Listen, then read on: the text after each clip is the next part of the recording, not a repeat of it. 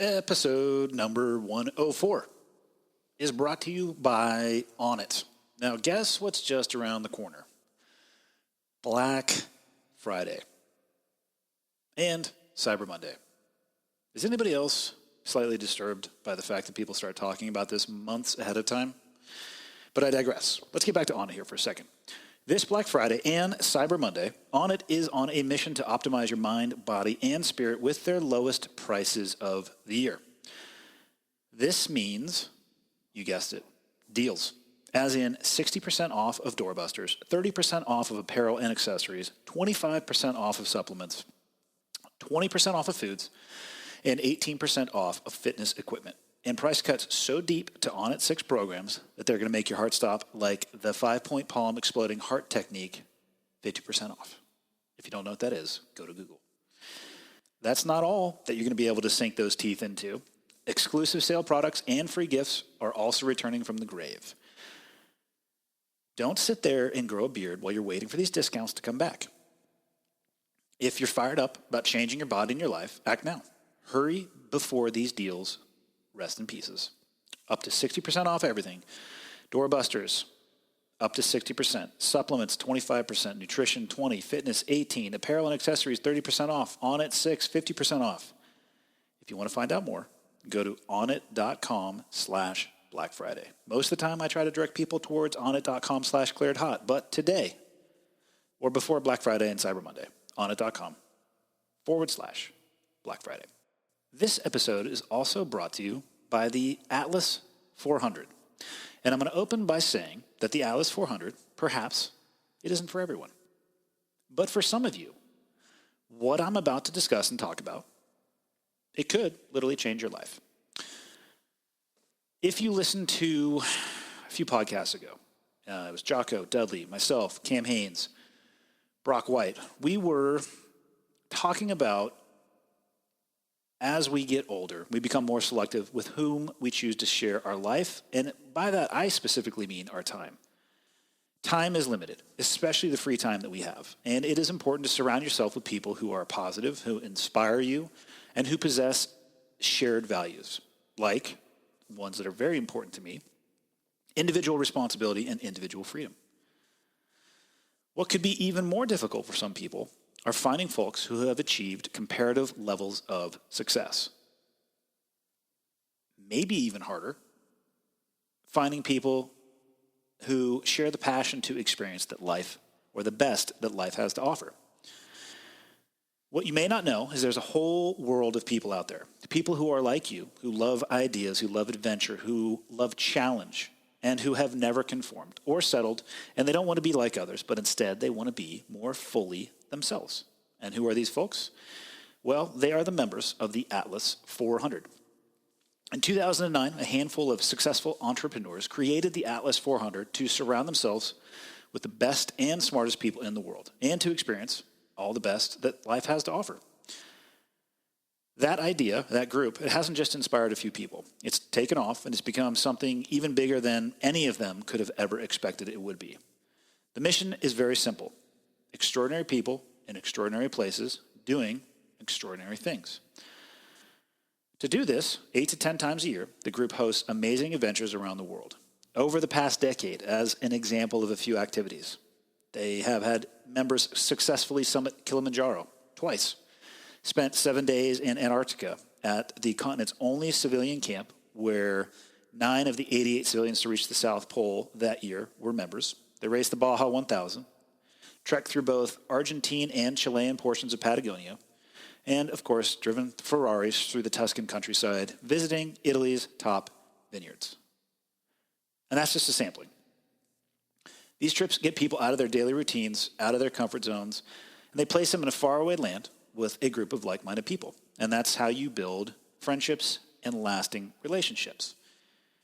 It's pretty easy to open up when you've spent a day in a race car with somebody, or ziplined across the rainforest, or just challenged yourself in general in that group setting. It's very different from your typical business or social interaction. And the Atlas 400 believes business first is the wrong way to go about life. Focus on your relationships, and opportunities will inevitably spring from those relationships. So if you're interested in learning more about membership in the Atlas 400, go to www.theatlas400, THEATLAS, and then the numbers 400.com/signup. That's atlas.com/signup. The people that you choose to live your life and share your life with, spend your time with, and trust, they influence you in very profound ways. I can personally say that everything, maybe not everything, but almost everything good that has happened to me in my life is through the connections that I have and somebody that I know. So just imagine yourself in the company of over 100 of the world's most accomplished people, traveling the world, enjoying new friendships, having new adventures, discovering enormous new opportunities. Check it out, theatlas400.com/signup. This episode is also brought to you by Duke Cannon. Now, these guys have been a pretty long-time sponsor of the podcast as well. Absolutely love this brand. There's a couple of things I really like about them. Most importantly, I like the fact that they partner with active duty military to develop their ideas and then they review their products. And what that essentially means is that they're testing them to a very high standard. And if the soldiers they're working with tell them that it doesn't meet that standard, then the product goes away and it doesn't hit the shelves. They are committed, Duke Cannon is committed to giving back directly to the men and women serving our country. And that's why a portion of their proceeds go directly to support veteran causes. There are so many different things that you can find on their website, which is dukecannon.com, DUKECANNON.com. And I'll get to the promo code in a second, but let me make some recommendations of stuff I like. I love their big-ass bricks of soap. I have 4 of them in front of me. One of them says big-ass brick of soap. It smells like productivity. The other one says smells like victory. Imagine if you combine those two. A victorious, productive day. What? Then they have the Big American Bourbon Soap, Buffalo Trace, Kentucky Straight Bourbon Whiskey. Thank you. And also the Old Milwaukee American Lager. I have these 4 bars of soap in front of me right now, and the smell that is unbelievable, actually. The combining smell, I'm loving it. I wish I could package it up and deliver it to you guys, but I can't. But if you want to experience yourself, here's what you can do. You can get 15% off your first order at dukecannon.com when you use the promo code ClearedHot, plus free shipping on orders over $35. dukecannon.com, promo code ClearedHot. They have so much more stuff other than soap, so go in there and check it out. Now on to our episode number 104. We'll call this one Tall Tales from Texas. And although some people might look at this as a hunting podcast, we might have talked about it a little bit. I think we talked much more about teamwork and how to build teams and personal responsibility and individual breakdown and the impact it has on the teams. We talked about a lot of stuff. And the guests, obviously, John Dudley, professional, world-class bow hunter, archer, educator. Evan Hafer, former Special Forces soldier / operator / Renaissance man, founder of Black Rifle Coffee. He's not the CEO, though I am. And one of these days, he and I are going to have to go public about the fact he stole the idea for Black Rifle Coffee from me. He's pretty open about it in private. I've yet to been able to get him to talk about it in public. Pretty awesome company. They're doing amazing things. And then Trevor Thompson, former Navy SEAL, world-class wingsuit pilot, base jumper. We jump together quite a bit. And he is diving deep into the bow hunting space as well. And I'll let them talk about themselves throughout the course of the episode. Episode 104, Tall Tales from Texas. Enjoy. Okay, got the red smoke. Gun run, north and south, west of the smoke, west of the smoke. Okay, copy, west of the smoke. I'm looking at danger close now. Come on with it, baby, give it to me, I need it. You're cleared hot. Copy, cleared hot. Yeah, I mean, a cookie. I mean, nothing upsets people on a podcast more than drinking and eating, which is why I do it every time. Nothing does upset them more than the ice in the cup. I get a comment every time that it happens. They love that. And make no attempt. Yep, that. You do it with a Yeti, and they're gonna, the Yeti's the winner. They're like, great. They actually get relatively twisted in, yeah. in an email DM sort of way. Ooh, long form. Yeah. Finish your thought, Dudley. Well, Evan made the comment that his sight literally was all the way off his bow after the moose trip. Yeah. Which, hey, welcome to the club, because I have plenty of stories for you about my bow not being right after traveling. Well, do you remember when we pulled up to the landing and we were like loading up Pop's truck with your moose? Yeah. And back at camp when you were packing your bow, I said, dude, pack your clothes around your bow. You're like, oh, I'm just in the truck. I don't need to. And you launched that bow case in the back of your truck, and then we piled all the moose on it with nothing packed around it. And at the time, I was going to say, that's why you pack your clothes around your bow, but I'm like, it don't matter. And then I talked to him a week later, and he's like, can you believe the sight was like broke all the way off my bow? Yes, This I can. crazy. Mm-hmm. There's a sound effect for that. Let me see if I can hit the right button. Yeah. I think it's this one, Dudley. Yeah, do that. That's it. That's the correct sound effect. First used with Dudley's dad live on a podcast. Really? By I accident. meant to do the applause, like here's my dad's first appearance, and then I just totally hit the We fucking even better. died laughing. It's even better. I don't know if he thought it probably was was this more funny, fitting. but yeah. Yeah, I've had some experiences with my bow not coming out of the box correct. I think most of them were my fault. Dudley's been there for all of them. Well, there's one trip that he did. He rode with Jordan the whole time. He's got a 3500 Ram, like a 10-inch lift kit, 38s on it. Not one tire is balanced. Good. And Andy's like, I literally felt like I was going to shake out of my seat and go out the window of the truck once it was over, 70? It shook the entire time. The frequency and harmonics of the shake changed as he accelerated. Yeah, that's good. And every screw in my bow was loose. Do you have to worry about vibration with guns and stuff much? Maybe Yeah. to a degree. Definitely with like externally affixed optics. I don't think the internals are going to rattle loose. No, I don't think so. But anything you were to put on, like No, but I'm talking optics, anything that's an accessory anything on that the you outside. screw onto a rail system, yeah, you need to keep track I of was it. I was shocked earlier. I went out to shoot my shorty AR with a new suppressor on it, and I swapped out optics, put a new aim point on it. Balls on. You're like, oh yeah. Like it. This never happened. I was like, yeah, whatever. I'll take this 100-yard. It's a 6-inch dot in the center of that silhouette steel. Give her a go. Pang, and it flipped out, and I was like, oh, I must have jerked the trigger. There's no fucking way. That couldn't have been on purpose. One more, I was like, I'll just send it and see if I can send it back. Pang! I'm like, okay, I guess I'm done here. I'm gonna mess around now. I guess I thought this was gonna be a process. Yeah, we were. That's that time when you tell people you're putting a new optic on, and they watch you, and you do two like that, and they're like, That's how good I am. That's how good I am. Yeah. What can I say? do you need any help? Need some help with your stuff?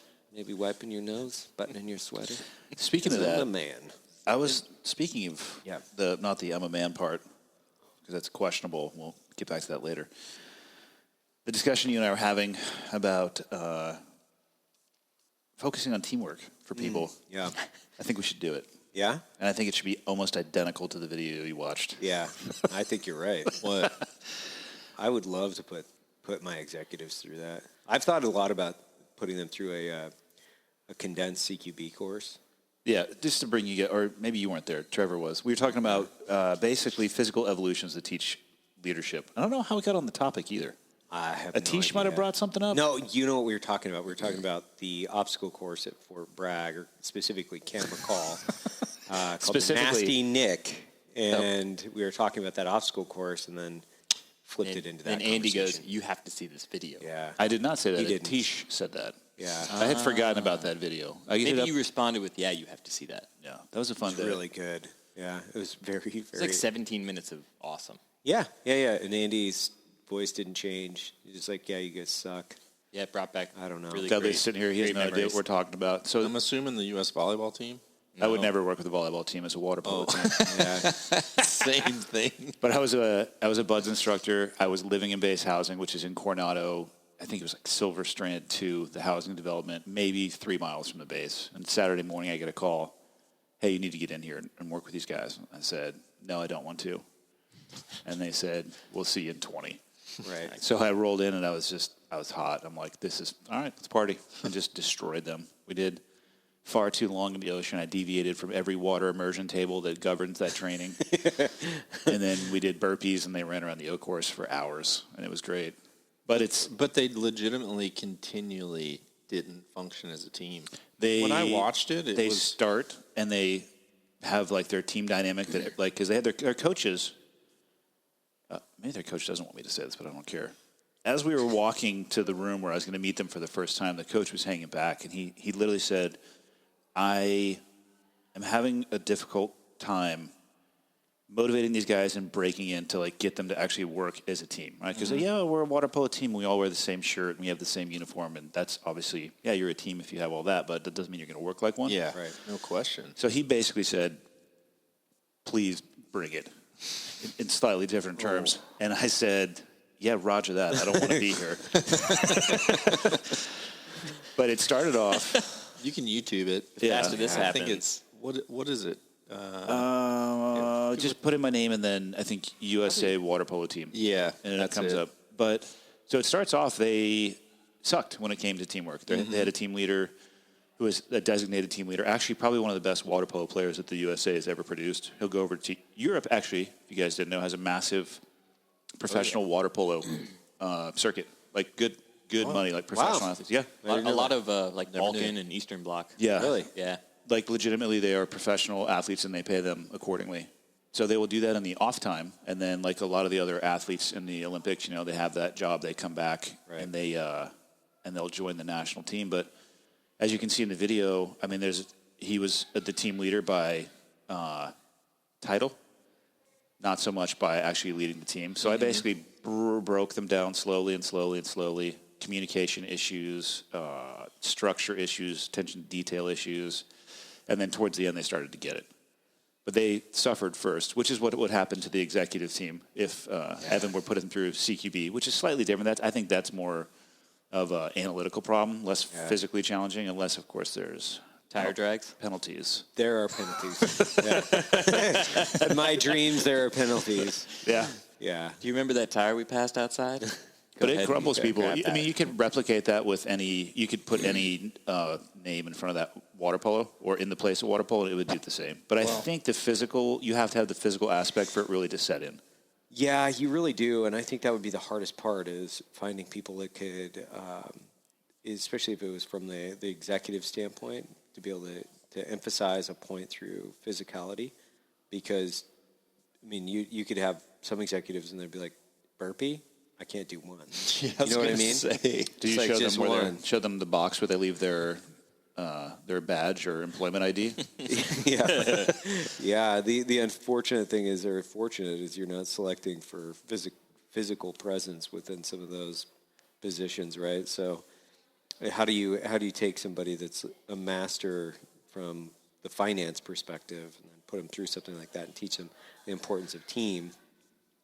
I don't know. I think that's a super interesting question to ask, and I think if you're working as a team, like the team event style like that, there's just no way to really carry forward a point without significant amount of fucking pain when somebody screws up. Well, other thing, and it has to apply to all of the members, Yes. not just the person who messed up. Like that's the key. It's the key. Remediation. Yeah, you're right. Repeated, consistent remediation. Yeah. The team function, though, really just boils down to fundamentals, because that whole thing, they were just breaking down on the most basic fundamentals of what your directions were, like completely covered in sand, and then someone like didn't want to get his head in the sand, or It's my favorite. That was wet and sandy, if you will. or just the God, simplicity of like counting in unity, so that they were actually doing it. It was the most basic fundamentals that broke down to where there was no team, because no one did the most basic thing. It's like, hey, we're gonna all put ice in these cups. We're gonna fill them to this point, and everyone's gonna bring it back to the table. It's like someone forgets to put ice in. Right. Like it breaks down to that little stuff. But no matter what the sport, or even with what we're doing here, especially like shot sequence, I always find that when people try to put too many steps into their shot sequence, that's when they start to just make stupid mistakes because they're trying Too complex. Yeah, they're trying to check off too many things. You know, Right. I just feel like the more basic you break things down to fundamentals, you know, even with football, you watch, you know, there's football on a big screen behind us, and I'm watching, and it's like when people miss a tackle, that is one of the first things you learn when you play football. Like, you know, shoulder across, wrap, you know, wrap up, shoulder across. When they're Do they trying to teach NFL people that? Because I've seen a bunch of like torpedo attempts at a tackle. They're like trying to, and the dude jukes, and the guy just ICBMs himself like into the sideline. Yeah, that's it. Well, and yeah, it boils down to still the basis is, you know, how to tackle, and you have to just make a tackle or make a block. You know, every play is supposed to be designed, you know, to score. Essentially, if every person does their exact job during that play, then that's how it is supposed to do. But somewhere along that play, something breaks down, and you know, it doesn't score.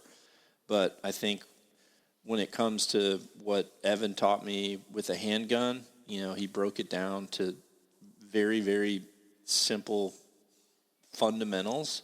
And when I went through those fundamentals, you know, I was making shots that I was really happy with the pistol, and I'm not a handgun shooter by any means. And if I didn't do something small, I would miss. And then if he pointed out like, hey, you didn't do this, and it seems stupid, but each and every time, no matter what you're doing, that's what it breaks down to, you know, just not cutting corners. You just can't do it. There's another thing you'll see if you watch that video too. Don't watch, because the team leader's name is Tony, and he comes up a few times. But I've seen this in every evolution or event, because I've done a couple things similar to that, not to that degree, because obviously they volunteered to come there and signed a massive waiver, which was beneficial to the things I wanted them to do. Yeah. But what you'll see is if you don't watch him, you'll see people, the first thing that breaks down is the individual, and they just refuse to participate regardless of the outcome on the team. Like they're just like, this doesn't feel good. So they just shut down. And not until the end, when they're tired of the pain and suffering, will they actually embrace the concept of, okay, I know that this sucks, but I look around a little bit. Okay, this sucks for everybody. How about we just end this? Right. And the way we're going to end this is we work together. Yeah. But if you watch that video, you'll see people who are just refusing to participate in an individual level because they are the center of their universe, and they're like the guy who didn't get Sandy. Yeah. He's just like, whatever, I don't want to. I'm going to hide. Yeah. I'm going to hide. Also, he's not going to catch me. Yeah, but I'm playing JV hide and seek because 99 of these look the same. One looks different. And I also was trained professionally to look for the asshole who didn't have sandal over his head. That whole clip was hilarious. Oh, it was straight at him. Did you guys get wet and sandy? Yes. Oh no. You, oh no, you did not just say yes. The key, too, is just ask rhetorical questions. It's called facilitating. Yeah. Yeah, you're a good facilitator. Yeah, that's why, like the beginning, how fast can you do a burpee? And the guy, he was playing JV. That was great. He did it as really fast. The key to that is you do it as slow as possible. Because he did it as fast as possible, and I was like, simple math. Let's multiply that by 30. There's your time. Begin. But here's what we should do. We should do a test run next summer. And you know, and because I've actually thought a lot about this. I've been thinking about doing very small outdoor experiential based, because I have thought a lot about the physical limitations of some people. And the CQB thing is interesting because it's analytical, but even though there's a physical aspect, like if somebody can't really move around, you're not going to do well with a gun in a high-stress situation. But what about giving a 5-person team one map, one compass? Only one person's allowed to have the compass. Only one person's allowed to have the map. They have to work together, but then only one person gets to navigate. You know, the simple stuff that we used to do where you have a team goal, or in pairs of 2. You only get the compass and you only get the map. Oh, yeah. And it's if you did that and then had the other 2 in a canoe where one's steering and one's like the horsepower. But here's the thing: you can extrapolate that out. You can set up the task however you want. You could do it like a infield game with telephone, where you only give person or individuals pieces of information. They have to work together, but they also have to navigate. Yeah. The penalty is they don't get their food, right? Mm-hmm. And they don't get there in time, or you're sleeping outside in a ditch, or there's a lot of stuff that you can do. And I tell you what, people understand the value of open, honest communication and collective knowledge a lot better once they realize, no, I was serious. You're actually going to sleep outside. Like in that ditch. I'll be over here in my $1,500 sleeping bag. Don't look at me. I'll be watching you, so you don't need to look at me. And face that way. And in the middle of the night, yes, I will bring out a portable water machine and spray you with it. It's fine. But we should do a test run. I'm game. Here's what we do. Completely game. Okay, so here we go. We'll announce right now. We'll bring in 10 people. 10 people. 10 total Got it. people. Yeah. Or one team from an organization. Cost to be determined. How we're going to do it to be determined. But we'll do it in Montana. Oh, yeah. And I say this because we have the topography for Map and Compass, which is a huge teaching tool, as you guys know. But there's also water, so we could get them wet to a degree, right? Because maybe they're going to listen to how to waterproof their clothes. Maybe they won't. Maybe we'll teach one person on the team how to waterproof their bag. Oh, yeah, I like that. And then just give them the bags, and they have to communicate that information. And perhaps they'll swim, and perhaps they'll be soaking wet and hypothermic on the other side. But I think 10's manageable because we could bring in, just between you and I, a cadre of enough people for like a one-to-one if need be. And I have the medical support there that we could do it, but we'll do a test run. That'd be great. What do we call it, though? Ooh, that's a tough one. I don't know. I think you could. I think you have to give it somewhat of a benign name. We was going to say, don't give it some gay Army name like the Crucible. No, well, that's the Marine Corps. But oh, is it? Yeah, that's the Marine Corps. No, I think it's like individual leadership and skills test or something, right? Where it's like something totally benign, where you're like, what is this? The Northern Outdoor Conference. Ooh, I like that, a conference instead. Yeah, exactly. And then the gear list is like, what's going on? Why do I need a hard frame rucksack? Why do I? Wait. Why does it say one pair of boots recommended 3? So are all you guys in? I mean, obviously you guys are cadre. Oh yeah. We'll base it out of my house. They won't see the house. They'll be sleeping in a ditch down the road or somewhere nearby. But we can base the cadre out of the house. I've thought a lot about it just because of that power of experience. And I've actually talked with Nelson. I've talked with him about it too because he gets it too. The experiences you have in the outdoors are just so much more powerful than sitting there. All right, guys, here's my PowerPoint. Right. The power of teamwork. Yeah. You know, one thing that Flint and steel. One thing that would be good is like blood trailing. Because honestly, if you do it right, you get to the end of the trail and what you want's there. But when everyone in the team starts trying to take part and you're not like marking, everybody's like, in charge. And here's the thing, that's why you don't teach them how to blood trail. You say, hey, you're going to blood trail, and what you'll find at the end of this, and it should be food. I think we should have them do it for a mile. For food. Yeah. And their food. And give them no instructions. And the food is raw, and they have to start a fire. We're with giving flint it and all steel. away. Oh, God. Yeah. What's that survival dude's name? Who can Bear start Grylls? Yeah, who can start a fire with 2 sticks in like 4 seconds. I think that's actually less. I think it's Les Stroud. Or Stroud, I think has his name. he's more the, like he's the survival legit survival. guy. Yeah. Bear's just Bear's kinda like, this a is how dude. it works. Bring the fire Yeah. over. Hey. Well, because they would need 4 SIM cards of filming him creating blisters on his hands to actually create smoke on the stick. That's how it works with that Les Stroud pan guy. out. Like you watch him start the fire, and then it'll black out and go 2 hours later. And he's Yeah. like, okay, I And got he's- an ember. He's bleeding. He's got like I got taped one. up fingers. It's happening. And here's the problem, though. If you gave it to them raw, they would actually die. Because most dudes from a special operations world don't have the mental capacity slash toughness to start a goddamn fire with 2 sticks. Because they have like 4 Bic lighters on them. They're like, I'm fine, I just won't eat. That's the point they'll get to. Like, I'm good. Oh, really? I have to do this to have my meal? Piss off. I'm not going to eat for a week. Too many calories. I'm going to sleep. Yeah. They'll be asleep in 5 minutes. That's what would happen. That's Kodiak right there. Yeah. You'll be doing your survival evolution. You have to start a fire, or you don't eat. 3 people. I But guess it's for not yeah. eating. Not eating. There's a value to that, though, too, right? And I did a little bit of that. I don't know if they showed it in that video, where I would give them instructions. I would tell them what to do, but not how to do it. Yeah. Like I would say to Tony, Right. you have a minute to be at, like they were totally unfamiliar with the obstacle. So I think the dirty name was the one. Like you have a minute to have your entire team at the dirty name lined up from oldest to youngest. Yeah. And then he'd be like, come on, guys, we got to go to the dirty name. Instead of taking a second, be like, all right, there's enough obstacles here that we can send one person to each one because we don't know which obstacle is the dirty name. So he could have briefed his team, gone out there to get the information, and then gotten everybody there. It would have been totally simple. Yeah. But instead they ran around like just complete chuckleheads as a group from obstacle to obstacle to obstacle. They never found it. I'm like, perfect. But that's the same thing. Are there signs? Yes. Yeah. Oh, okay. Big. All right. Yeah, they're Okay. big signs. Got it. But Okay. instead of sending one person to each obstacle reporting back, like, hey, I found it. Yeah. Doesn't need to be anything high speed. Right. They all just ran around in a blob. That is awesome. But that's the So same good. thing with blood trailing. Like, hey, you guys are going to blood trail. Here's a quick tutorial on maybe how to do it a little bit. And then we just step back and you watch people. There'll be people walking off. I guarantee you would have the ability to snatch a few of these little suckers. Oh, yeah. So if we could add an interrogation scenario to this. That'd be perfect. It'd be, Maybe that's not going to happen on Maybe. the first iteration. So, but, team captain, do you have all your people? oh, yeah, the head counts are that's a a good bitch. one. That's such good. You know, that's one thing I've found in the company the last several months. Like, I've been harping on this point, which is there is no such thing as an implied task. And make them map everything down to... I've been going through op orders with everybody, which is an operations order. A 5-paragraph operations order is fairly detailed when you brief it.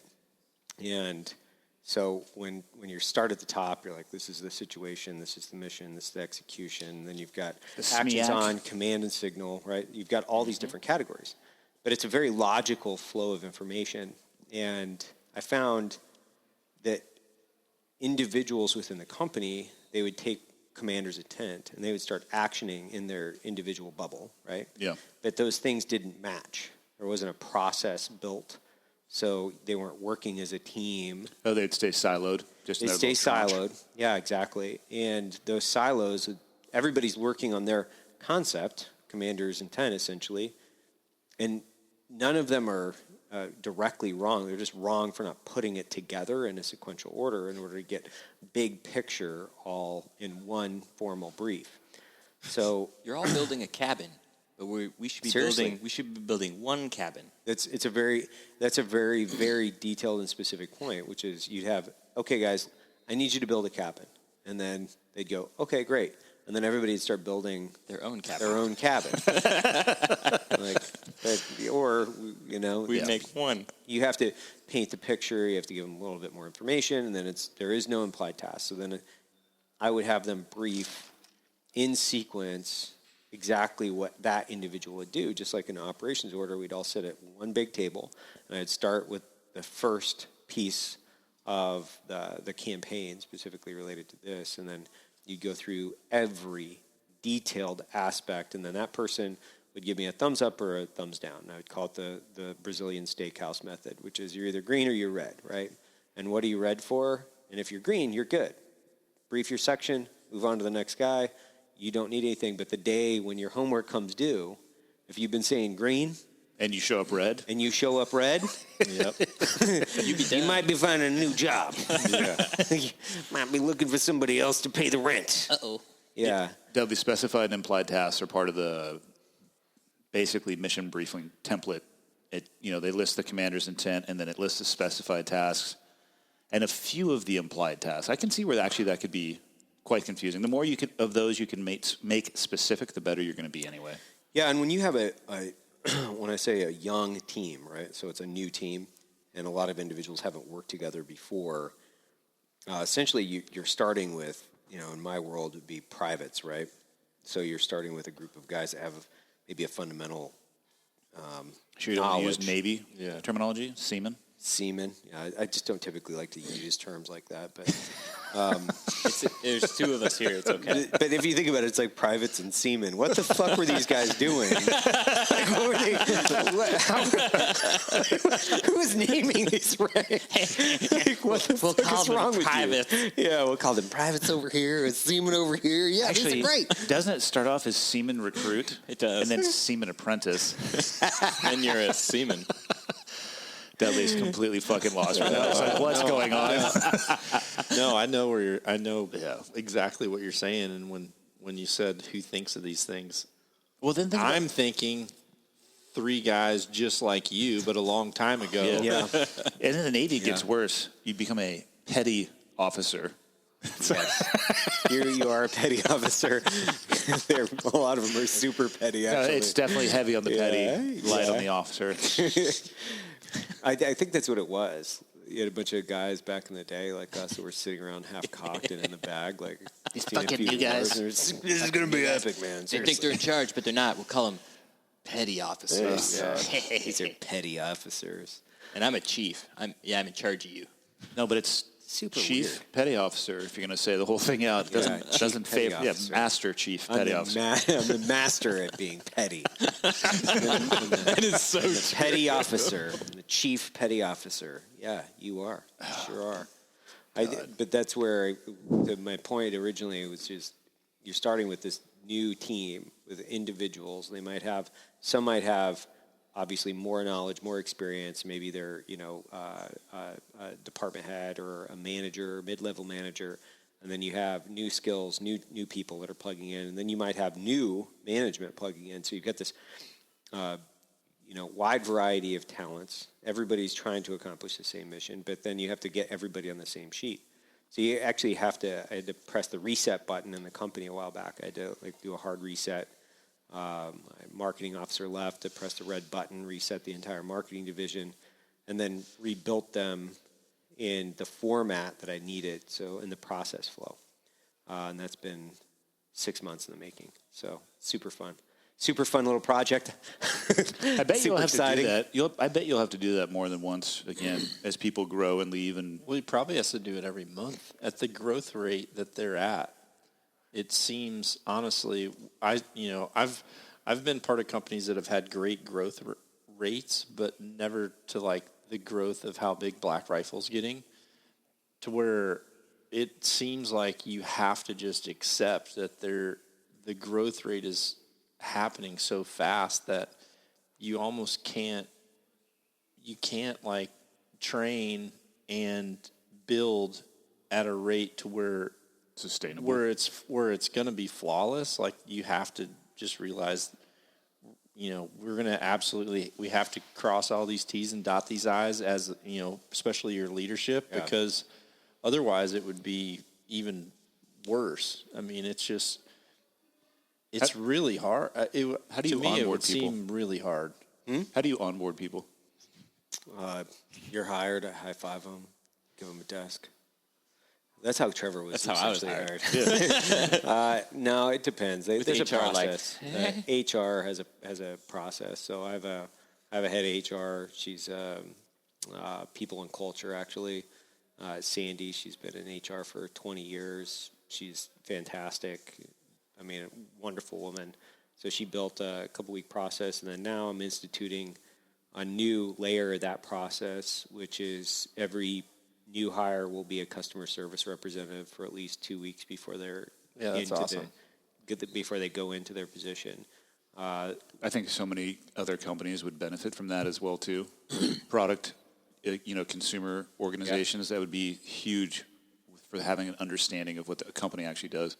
Well, and I got the idea because the Marines have the saying, which is every Marine is a rifleman, and I looked at what is the cornerstone of our business is the customer, right? It's the customer experience. It's serving the customer. It's how do we interface with them? How do we create value with them? And there are so many different touch points. A lot of this is media driven, so they'll consume some media and then they'll consume some coffee.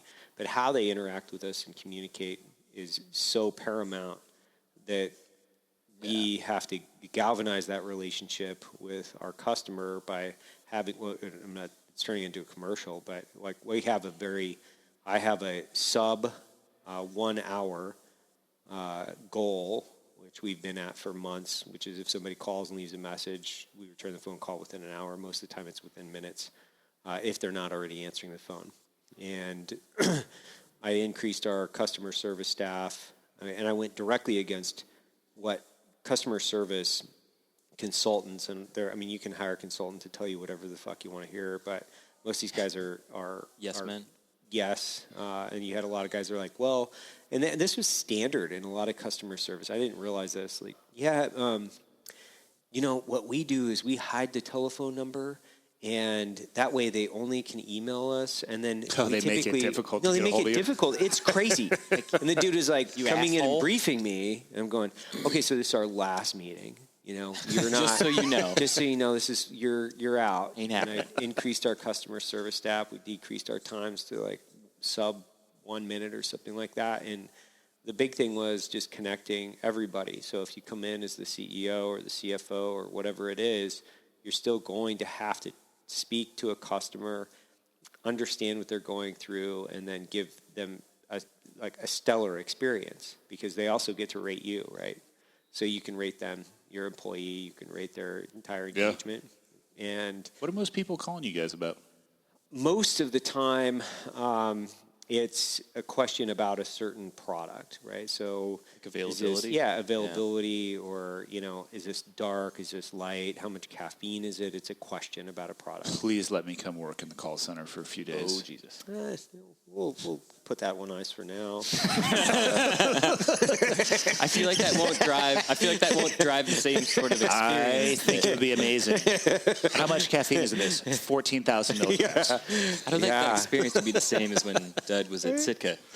Might be a different experience there. Oh, did you do customer service at Sitka? When did you do that? Well, they asked if I would sit there and just randomly answer calls and then see if people recognized who I was. Did anybody recognize Well, you? the phone wasn't ringing that much, so I just went on my Instagram Live and I'm like, hey, everybody, I'm sitting at Sitka. If you have any questions, call the customer service. And the whole phone just went like, Yeah. But then I felt bad because I was on calls, and then the other customer service people, they'd be like, hello, thank you for calling Sitka. And they're like, is this John? And they're like, no. And there's click. Just hang up. on them. That's super No, funny. I think some of the best leaders I've found in different businesses are ones that came into a company at, you know, an entry-level position. I say that because one of the things that's really hard for me, some of these positions like customer service or in the bow industry, like building strings is not a fun job. That's not a fun job. Why? It's just... Probably it's repetitive in nature, I'd assume. super repetitive. I mean, small with your hands. I mean, your fingers are taped up all the time because you A can lot cut of them. a lot of it's automated, though, right? But there's still a human managing Not for that. good ones. Really? Not for good ones. But It's like arrows, right? yeah, exactly. Super tedious. But like with a bow, that bowstring that holds everything together, right? Right. And Literally. continually companies cut, like, strings is a high profit, so they try to cut that down to where they can make a string cheaper than possible, or cheap as possible. And then also the people in the string department, honestly, like wage wise, they were never, you know, it was at a lower end of the scale. And I always would go through our string department and say, I know this sucks, but every part of our customer experience with our product is based on how good of a job you do right here. Like, those people that arguably had the worst part of the bow building process, they had the most important part of it. And honestly, some of the people that started out at customer service, went and filled in at strings, did strings, and then sometimes went and just counted inventory. Like, I didn't realize how important inventory was until one day no one showed up for inventory, so some of the sales guys had to go do it. And I'm sitting there like, oh, now I know why they got so pissed when I just like walk by and grab a hoodie out, not realizing like, hey, someone just bought that. It's and cold outside, 6 need weeks it. before we can get another one in, and you're freaking strutting around out on break with it because you were cold and forgot your jacket at home. Strong. You know what you're describing, though, and kind of what you are, too, with the customer service? It is almost the military model. If you think about it in the grand scheme, everybody who joins the military, officer or enlisted, technically starts at the bottom, and you work your way up. Mm-hmm. Like when my first jobs in the military, I mean, they involved a mop, legitimately, in boot camp, and then even when I was in A school, that occupational training, and then a broom and a freaking Move up to dry. power buffer in buds. Yes. And then back to the mop and broom. And I didn't have a buffer at Team 5, but Then I had like the most basic job that if I had completely and catastrophically failed it, the team's going to be just fine because they knew I was going to completely and catastrophically fail it at some point. Empty all the empty soda zorb. Oh, not even that. Okay. Just like, hey, just go pick up brass. Yeah. Like, oh, okay, sweet. Yeah. But it should, in theory, give you a better understanding of everything that is underneath you when you get to those leadership positions. Some people do well with that. Some people fail. I mean, the military is a great model for that, too. Yeah. There's some people that do awesome from that knowledge. Like, for me, when I became an officer, the knowledge of how the wheels actually spun and how they met together and what people's actual job was so much easier for me to understand as opposed to just laterally coming over and being like, all right, guys, so I'm the new boss, and this is how it's going to be. That's what both of you guys described, though, in a way of starting at the bottom and getting that understanding as you work up. I've never understood that. Like, I've never understood that concept in the military. I've had multiple officers try to explain it to me in a way that it sounds logical. Or the lateral right-in concept? You know, when you come in from, you let's say come in from an academy, right? You come in from an academy, and then you move into, go through your officer candidate school or whatever it might be, depending on the branch of service. And then you're commissioned, and you're moved in, and then you're in charge of a bunch of guys that have been in the military for multiple years. And technically speaking, if you're in an academy, you're in the military as well, but it's not the same, right? I understand the rationalization, but it's also not 1885. Exactly. And the people that they are in charge of, this isn't their only job opportunity. Right. They're also not educated up to a 4th grade level. Right. They can Some all of the read people, and write. some of the people they might be working with. I mean, how many people did you guys work with that had advanced degrees? From Dude, an educational level, just because you came from that academy does not mean you have the highest level of education of the people working for you. I was the My least team educated. sergeant was working on his PhD. I was the least that's educated what I'm guy. saying. Yeah, I was the least educated guy in my first platoon, and I had a year of college. Right. The least educated. There was people with 2 master's degrees as enlisted guys, and I'm like, It does have to be tough. Come I mean, on. think about it from the other perspective, right? You go to the academy and you roll in, and there's like they pat your head all the there's time, like you're 14 special. of us sitting there, like as you open the door and you come in, you're like, "Hey, what's up, bitch?" Yeah. That's the first thing that's said to you. They're just like, "But did you not see this here in my collar?" Like, I'm your sorry. boss. I meant, sir. But I mean, imagine that's got to suck too. The only way I think I've seen it where it really works is if they understand their strengths, but they just completely embrace being a part of a team and they solicit for input and they let other people take the reins.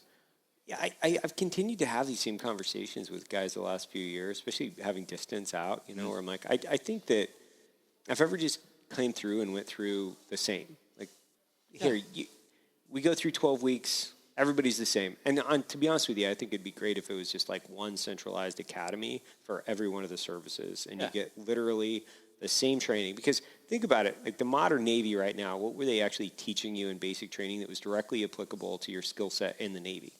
I'm just wondering. If we had gone Paperwork. to the Navy, no, like folding. They taught us how to make our Fold and beds. do bright works They taught us how to make our beds, Right. and shine shit. Label our clothes Right. with an ink pen, Yeah. march. Yeah. Yeah, not much marching going on. What Mopping. else did There's they a lot mopping? of mopping. It's about the same. That's what I'm saying. It's about the same across the board. You were looking for a difference. Yeah, I was like, okay, Yeah. so there's not a lot of difference. And then it's like, great. Well, and I know that this is just like pie in the sky, but it's just one of those things that's like, hey, I want to be, I want to go to the Navy, I want to go to the Army, I want to go to the Marine Corps, whatever it is.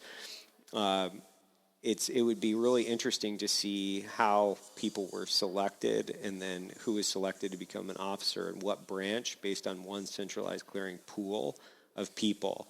And I think it would be fucking fascinating just to see what the difference would be if you're selecting for very definitive leadership traits and you had a centralized pool to choose from. Even and then if the requirement was to have a college degree beforehand, but Sure. everybody starts at the same 0 Yeah. point. And then afterwards you can self-select, Right. I want to be an officer or not. But I've seen a ton of officers like that are not good. They're not good. They're just like, thumbs down, dog. You suck. Here's your red poker chip. Yeah. That's permanent. And that's across the board, right? Because it's such a big pool with, millions of people, essentially. You're going to have your, bottom 10%. But you have very definitive branches. I think, in the military, at least you have, or in the Army, the real military at times. I think of those things. But you go to this advanced camp, and then you get selected for your branch, and then depending on your branch, you're going to like infantry or aviation or what it might be, and everybody has kind of those top branches that they really want to go to, right? Everybody wants to go to aviation, everybody wants to go to infantry. Like those are like the two ones, especially Like for the academies. officers. Yeah. Exactly. I want to be a fighter pilot. I want to be a fighter pilot. You know, okay, cool guy. Like that's badass. Be special. You know, like here's your mirror. Here's your. You can look at yourself more because you're fit for it. You're perfect. You want some aviators? Yeah. Want some aviators? Motorcycle You know? when you're I feel done. like Right. I feel like Dudley would have done well in the military. Mm-hmm. Which branch would he have gone? would have in? done really And you don't well. get to have any input in this, Dudley. Which branch would he have gone in? That's a good one. He would have probably been talked out of the Navy due to his height. Yeah. Yeah. Plus, are you a good swimmer? Are you attracted to water? Like physically. There's animals floating in it. I'll go. Yeah, exactly. Or Sandusky. All right, so the Navy's probably out. Marine Corps, Army. I think he would have waved on the Air Force. Yeah. Yeah. I see him as an Army guy. I kind of do. I don't What do know. you think? Army guy? All right. I see him as an Army guy. I think he What would. path would he have taken? What would his MOS have been? I think he would have gone to Ranger Regiment and then on to. I think he would have been an SFOD guy, for sure. That's just the based on your Delta. Just based on your academic prowess or your physical and academic prowess. I think that's where you would have been. I think he might have tried SF on for size and maybe kicked around over there for a while. But yeah, I could see I that. feel like you're a little too analytical for all the like raiders that I've met. So that's what puts Marine Raiders? Yeah, that's what put that out of my head. So that settles it. Dudley used to be a CAD guy. Yeah, we'll just Second Life, CAD guy. done. CAD guy. Just put it on your Better resume. than a seaman. You're good. Yeah. You can So go get much it. better than it seemed. Even when I was 18, I was like, what? I signed up for the Navy. Like, oh, yeah, this is the rank you'll go in at. I was like, what? How about no? I could have totally seen him though. Like I could have totally seen him like out there like doing a fucking joint jump and coming across some dude and there's this fucking gorilla standing there like, Jesus man, where'd you come from? Like a fucking computer make you or what the fuck is wrong with you? My recruiter was a woman, and I remember her explaining to me like the rank system because I had to memorize it and go to Right. her office. And I was Yeah. just like, this is uncomfortable at the age of 17. Like, I don't get this. Is this a joke? Probably. Probably. I still don't even I understand. remember the my rank recruiter structure. being so just blasé about the whole thing, just like blowing me off. You were post 9/11 though, right? Yeah. What year did you join? 06. Or that's when I started talking to a recruiter. Right. 2006. Did you have a SEAL contract when you joined? Yeah. Yeah. Like one of the challenge contracts. Oh, okay. Yeah. So was your pipeline different from boot camp? Did you go to the pre-training? I went to the first and a half one. So they had like part of a class there already as like the very first pre-buds class. Was it still at Great Lakes? Yeah. And They then- changed the pipeline and we drastically did- after I went in. we They did created that. like, it's a 14 week? We did a truncated version of that. Yeah. They've extended it now. And then we still did INDOC and PTRR and then first phase. So after boot camp, like when I joined, you watched this dog shit video. I think it was like in the third week. We still watch that. Do you want to be a frogman? Oh, yeah. And like, I was like, Fuck yeah, I want to be a frogman. Dude, I want to pull I was just the video waiting for up. that. Like, do you guys like a realize dive this is motivator why in I'm front of the here? classroom. Yeah. Yeah. I'm here in boot camp. That's for you me. to show me this video. That's why I signed up. Where do I take the test? I'm like, all right. Yeah. Swim 500 meters. Good job. Do at least 10 pull-ups. I'm like, oh my God, this test sucks. But, like, it was easy. But after that, I had to pick a job. In the Navy, it's an NEC instead of an MOS because of the attrition rate. So Choose your rate. I picked my radar scope operator rate, which I do not know how to use radar scope. If our life depended on it, we would die. If our life depended on it, we would die. Oh, shit, that's a lot of buttons. I never actually saw a physical radar scope. I don't even know what that is. I Like think a it's radar it's like scope? the Yeah, dude, I'd the be, circle thing that goes like If I had not made it, Oh shit! Like Yeah, yeah. like, Uh-huh. like the big Yeah, screen. the screen I'm thing. thinking of it like you're sticking your head in something. You know? no, man. Okay, I got it. I'd have been eye like test. the dude in Top Gun, like, we have a contact at 22,000 yards, surface contact with the grease pen. Dude, wouldn't it be cool to see a fat Andy doing that job? Dude, let's get a fat suit and make it A fat suit, the and you're RCC just like video. And it's like Semen- it's a time. semen stump. It's the time. It's Yeah. what it is. It's the tree. If we were to go back and if One Andy life would have choice. failed buds, Yeah. he's like radar scope operator Andy. You know, he's like You need to give him the same hair like Les Grossman.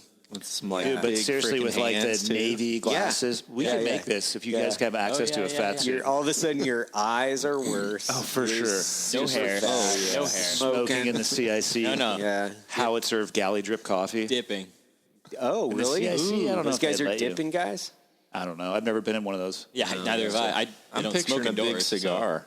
So if I'm just saying they don't smoke indoors Like a anymore. big old so. wet If I'd cigar. have failed that would have been my job. But it was the shortest course that would get me to Buds. So I went from there to the beginning of Buds. Now it's Indoc or PTRR? PTRR. I wasn't ready for Indoc. There wasn't an Indoc class. Now it's like you can go to boot camp with a contract. Then after, I think they're doing actual full divisions, I've right? been told they do full divisions of guys just going to Buds, Yep. and then they go into that pre-Buds thing. I don't know what you mean by division. So What do they call your training class in boot camp? Oh, gotcha. Camp. Yeah, your class of What do they people call that in the you, Army? that you bunk with. Platoon, probably. Platoon, Yeah. So, Yeah. So equivalent. yeah, that whole class is all together. They're all going to Buds, or they all think so. Then they all go to that pre-Buds program, and then they all Check into It's like Buds. really long, 16 now. weeks. and then they of actually start. pre-training. 16 weeks Yeah, it's before you fucking even show up. insanity. It's Yes. insane. And the attrition rate is The same. same. Why do they do it? They were trying to reduce the attrition rate. gotcha. They've done like psychological assessment studies. They've messed around with getting rid of Winter Hell Week for a series of classes. So like what I remembered was I think So half of our interesting. class was normal, like came from the fleet. Yep. Did like your progression, and then the other half of the class was from my like sort of experimental first pre-Buds class. Was there a difference? Yeah, more guys from the fleet made it because they didn't want to go back to the fleet. This is good. They're like, fuck this. You know why? Because they did the customer service job. They for did. 2 weeks. No, they really did. And they're like, that's stupid. I don't want to go back to that place. Right. There was guys from the fleet who were like E4s and E5s. I'm like, oh my God, you're so senior in the military. Because I was E2. I graduated Buds as a seaman apprentice. It's not a big deal. But Yeah, not a big deal at all. they're like, yeah, I would paint aircraft carriers. We would start at the front and go to the back. When we got to the front, we would start over again. I was like, oh, that's your job? And the other guy's like, yeah, I had a paint chipper. That's what I did all day. Then you start finding out what that is, and it's like a gun with little rods. That They just breaks graduated paint. Buds. 'Cause They needed- graduated. They're 'cause like, they needed to. Fuck this paint Yeah. chipper and paintbrush. Yeah, seriously. Yeah. I'm telling you what, that's Like, I'll the do it back to motivation. back. Yeah. Do it back to back. Yeah. Maybe that's where Goggins got his motivation. He's like, fuck. Actually, he was in the Air Force first, right? Yeah. That's what he was like, and got, fuck this. And got fat. Yeah. He was big. It's like, fuck this. I'm out. I'm gonna go, Be a seaman. be a seaman apprentice. Right? Unless he came in as just a seaman. He was above a seaman apprentice. What's a hull tech?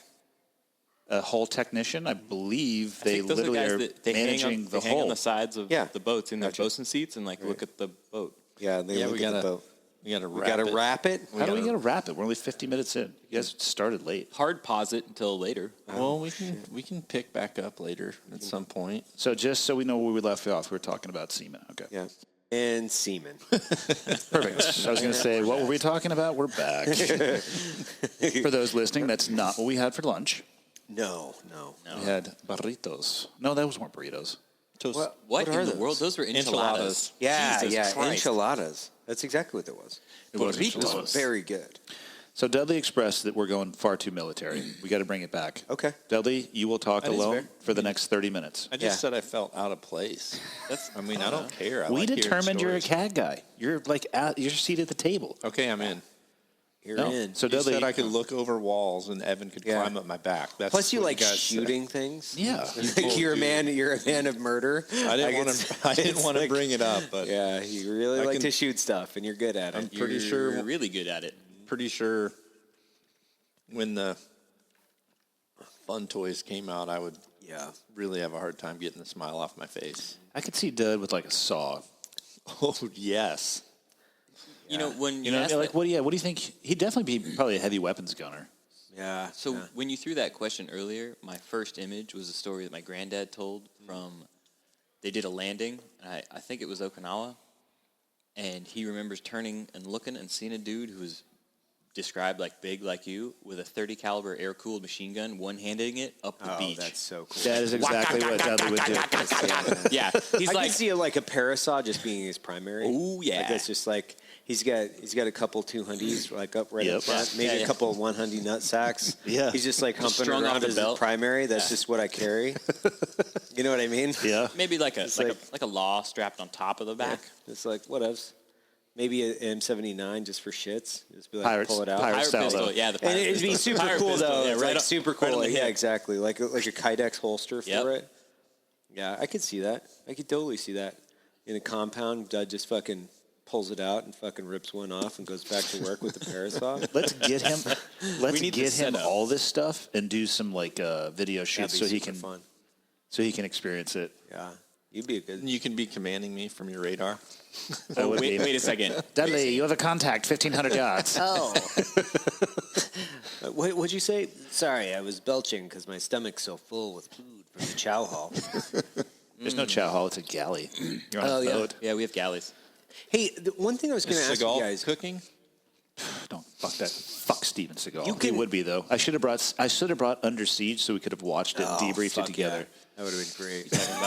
We have the But, internet. I mean, we can pull that up. I didn't know that was fictional. I still don't actually. I just thought that was like I thought that was a documentary film. Most people think that about G.I. Jane as well. I thought that too.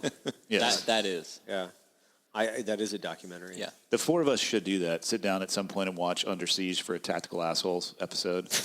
It opens strong because I'm not going to lie. I've does watched it open strong. recently to develop these ideas. Well, how does it open? I forget. They're on the boat. You know, it's just basically wide, grandiose shots of this freaking battleship.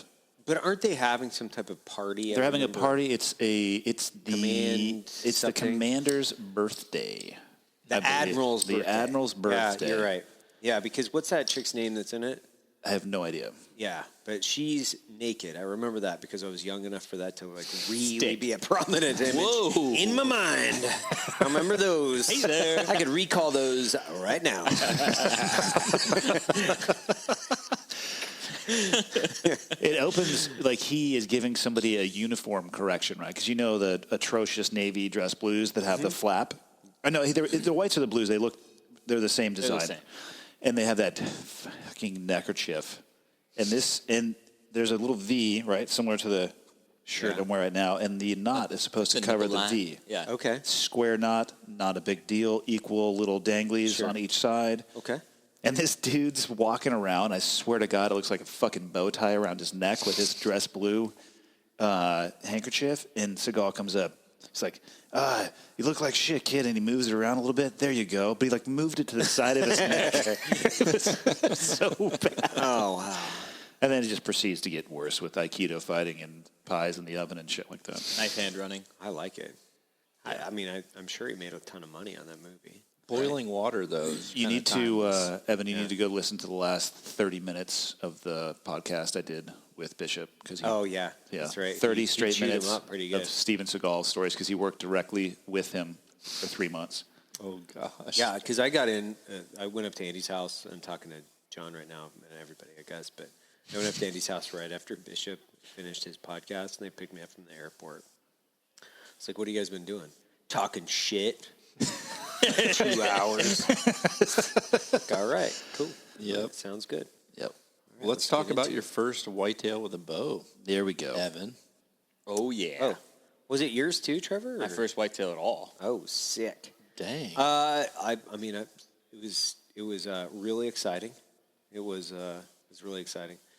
No, it was pretty epic, man. Like watching the arrow go exactly where I wanted it to go last night. So it really helped me a ton. So I will say this is that we were watching your kill video from yesterday. Oh, yeah. And Wes was like, "Wow, you put that thing really low, or I it looks agree with, really low." with what he's saying because we talked about this. I was startled at how low you were aiming.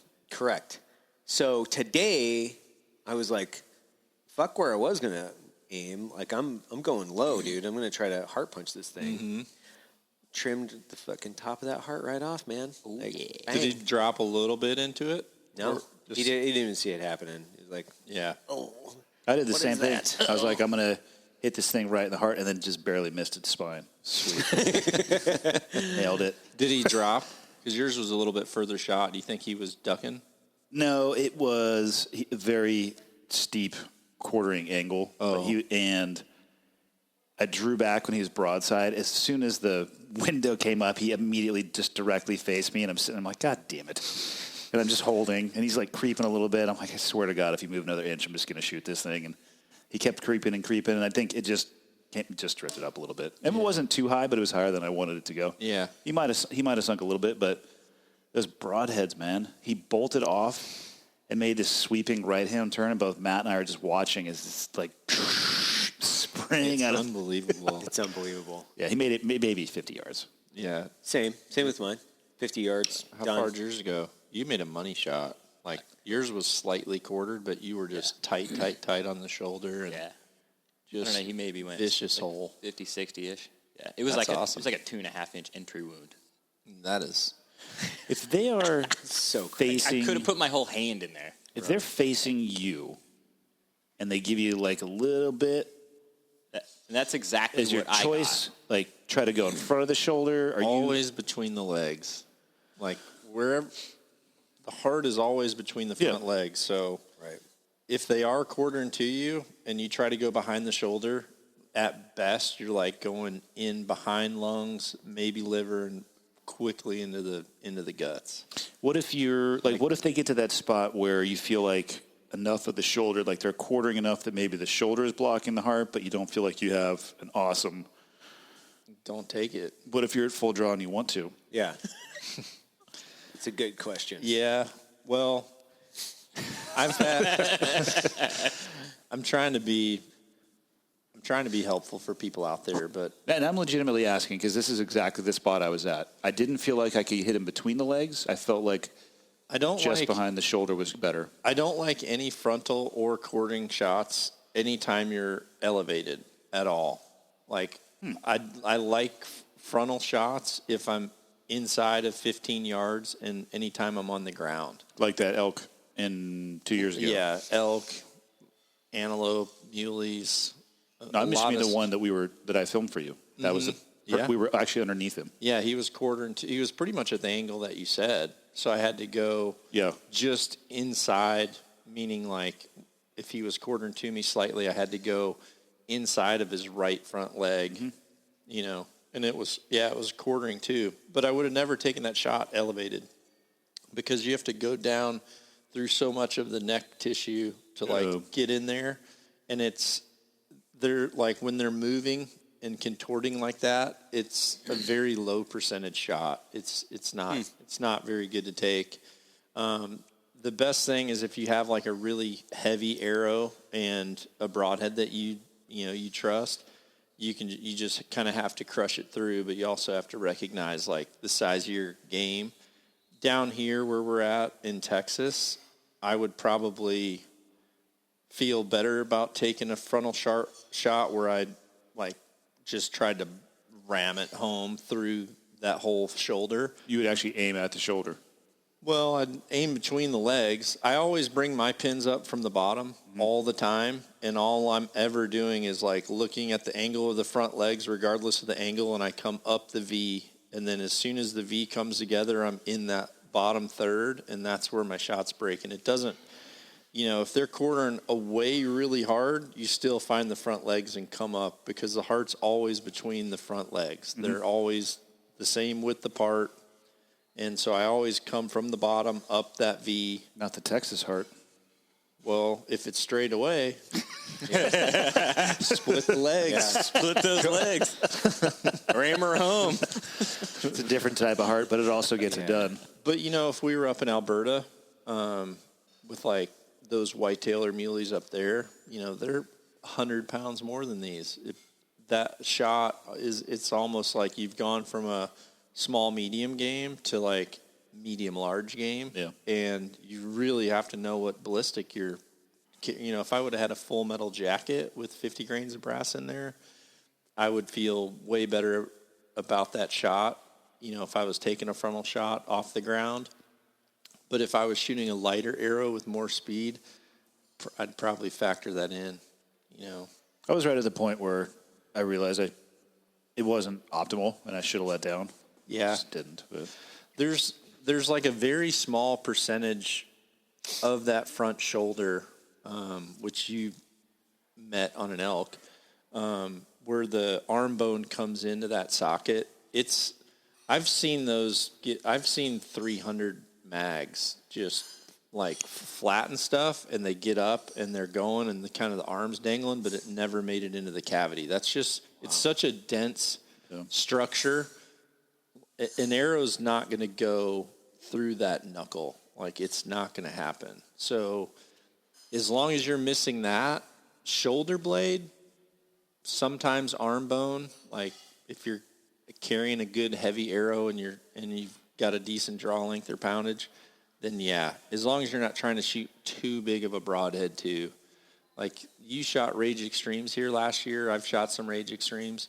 They're wicked, the wound channels. It's hard to describe, actually. Yeah, it's wicked. But, those shots where that you have to have maximum penetration, if you were shooting a head like that or shooting something with a 2.5 or 3 inch cut, you'd have to just recognize, like, I need him to be quartering away. And when that happens, it's going to just... Because it has to slip through. Yeah, it's going to be a massacre. But because it looked like you cut like 2 ribs in half with your shot on that your broadhead buck. bent. One blades, side bent, yeah. The blades? Yeah. Yeah, you want a blade to bend and not break. Which is precisely what it did. And it was perpendicular to the ribs. Yep. So And you want it to bend so it keeps cutting on its way through. Yeah. And there's kind of this fine line with when it comes to hardness for blades. You want a hardness that keeps an edge and keeps cutting and like breaks, but you also want one that's not going to just snap because it's too hard. Because when you hit those things, if you're going through on a real steep quartering angle, that blade is going to contort and bend, but it's still going to have its edge and it's still going to be cutting as it goes through. Whereas if it just shears off, well, now you just have whatever's left, a point and a half inch on, or a quarter inch on each side. So, yeah, pulling a broadhead out and the blades are all bent and kind of twisted around. They did their job the whole way through, and that's how they're designed. If they're designed right, which is exactly what that one did. Yep, that was a tri-pan. Yeah.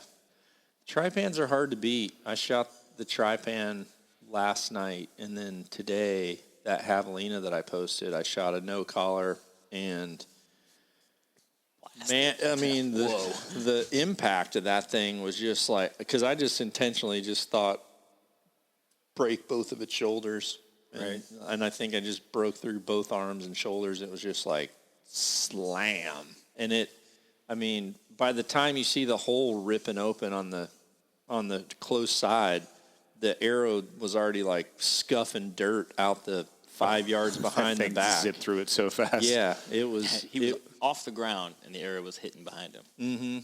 Yeah, both of those heads are just phenomenal, and they're easy to tune. The reality is, most people just don't put a ton of homework in with broadheads, and they just take so much guesswork out of it.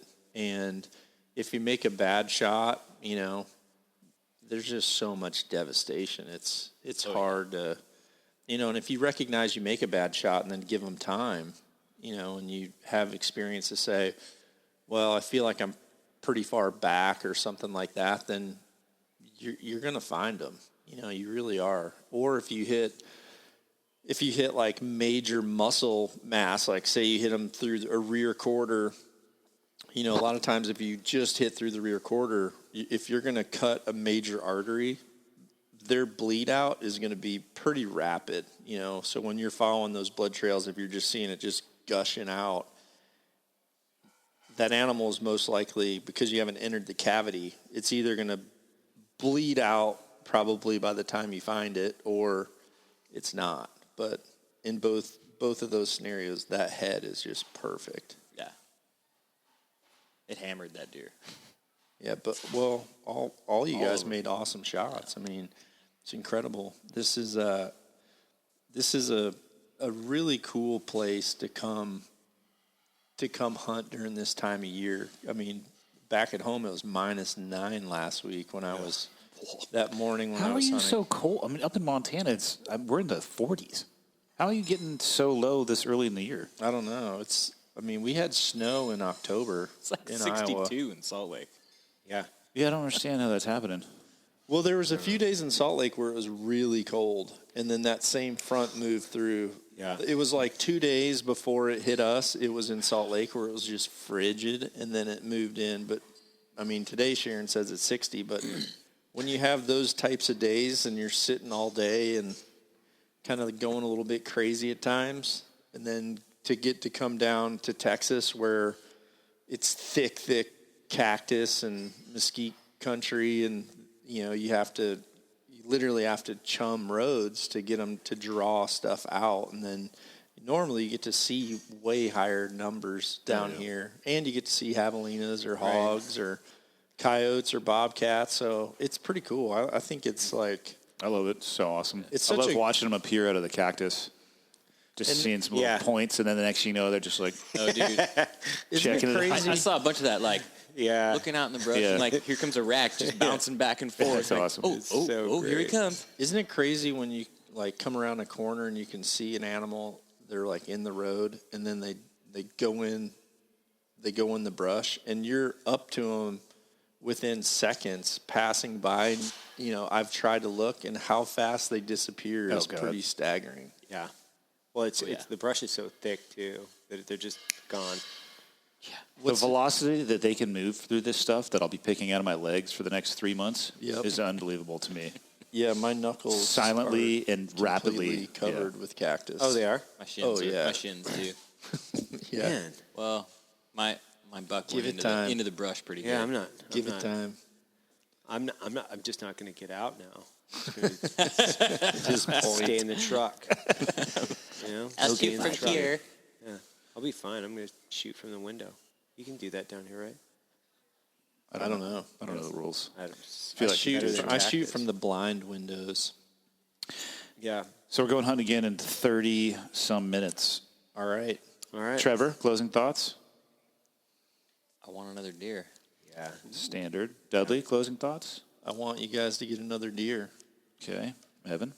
I don't care about you guys. I want another one. Perfect. Thank you again to Duke Cannon for supporting this episode of Cleared Hot.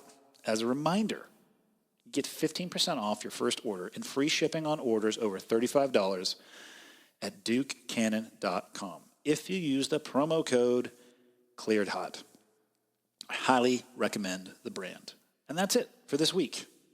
A little thanks to Duke Cannon, and thank you to the listeners, everybody who takes their time, with which I know you could probably be doing a variety of other things. But for those of you choosing to spend it listening to this podcast, I greatly appreciate it. Thank you for the feedback on the episodes. If you reach out to me via email, I will do my absolute best to get back to you. Not going to say I can get back to everybody, but I will do my best. Thank you for people who are going to iTunes and submitting a review or rating the podcast. And thank you to people who are out there physically flying the flag by buying the merchandise at clearedhotpodcast.com and clicking on the shop tab. Some T-shirts, some sweatshirts. I love seeing the pictures online, and I really appreciate the support that people give me. And that is it for this week. I hope you all survive Thanksgiving and Black Friday and Cyber Monday. Stay safe out there.